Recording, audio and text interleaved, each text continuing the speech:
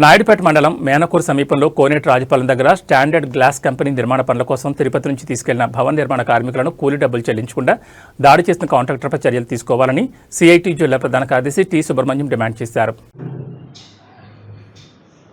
జనవరి 5వ తేదీన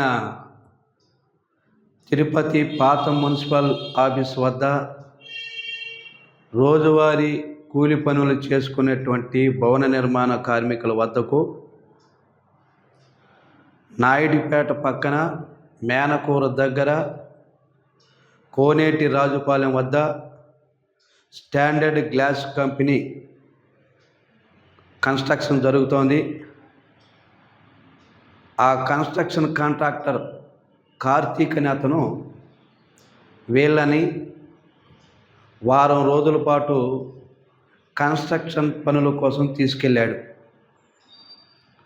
వారం రోజులు పనులు చేయించుకున్న తర్వాత డబ్బులు అడిగితే కార్తీక్ అనే కాంట్రాక్టర్ 15 మందిని వలస కార్మికుల్ని తీవ్రంగా కొట్టాడు.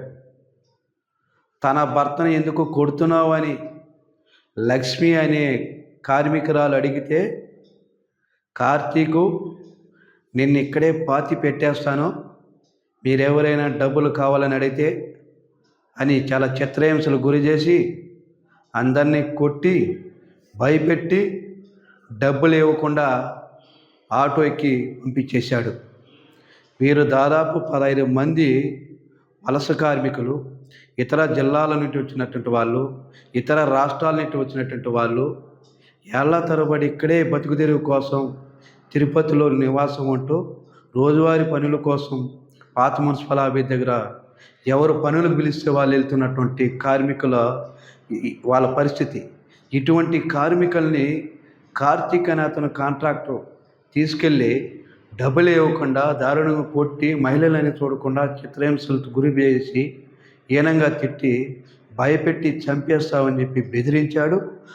ఈ వర్కర్లకి 15 మందికి గాను దాదాపు 80,000 రూపాయలు చెల్లించాలి.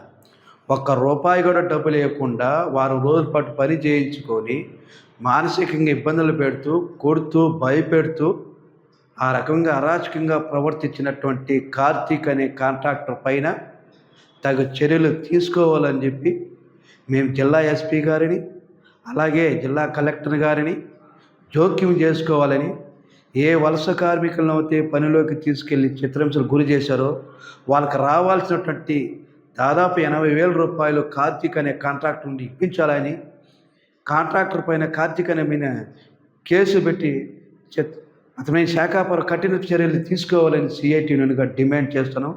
ఇటువంటి దారుణం తిరుపతి జిల్లాలో జరగడం బాధాకరమైన విషయం. అక్కడ ఉన్నటువంటి స్టాండర్డ్ గ్లాస్ కంపెనీ యాజమాన్యం ఈ కార్తీక్ అనే కాంట్రాక్ట్ యొక్క దుర్మార్గాల్ని, మీ కంపెనీకి చెడు పేరు తెచ్చే పద్ధతుల్లో కార్మికుల్ని పని చేయించుకొని డబ్బులు లేకుండా చెడు పేరు తెస్తున్నాడు. ఆ కార్తీక్ అనే కాంట్రాక్టర్ పైగా మీరు కంపెనీ వారు కూడా అతనికి పనులు అప్పగించకుండా అతను చేస్తున్న మోసాలను మీరు గమనించి కార్తీక్ మీద కూడా మీరు కూడా చర్యలు తీసుకోవాలని, లేని పక్షంలో స్టాండర్డ్ గ్లాస్ కంపెనీ పరువు కూడా పోతుంది. మేము స్టాండర్డ్ గ్లాస్ కంపెనీ తరఫున మీ పక్షం మీకు కూడా తెలియజేస్తున్నాం. లేదంటే ఇటువంటి అపవాదులు లేదంటే ఇటువంటి దుర్మార్గాలు మీ కంపెనీ వారు చేయిస్తున్నారని కూడా మేము చెప్పాల్సి ఉంటుంది. దయచేసి ఆ స్టాండర్డ్ గ్లాస్ కంపెనీ వాళ్ళు ఆ కార్తీక్ అనే కాంట్రాక్టర్ దగ్గర నుండి తిరుపతికి సంబంధించినటువంటి వలస కార్మికులకు చెల్లించాల్సిన డబ్బులు చెల్లించే విధంగా మీ కంపెనీ కూడా చర్యలు తీసుకోవాలని సిఐటిగా డిమాండ్ చేస్తున్నాం. లేని పక్షంలో వీళ్ళకి న్యాయం జరిగేట వరకు వలస కార్మికులకి సిఐటి అండగా ఉంటుందని చెప్పి తెలియజేస్తున్నాం.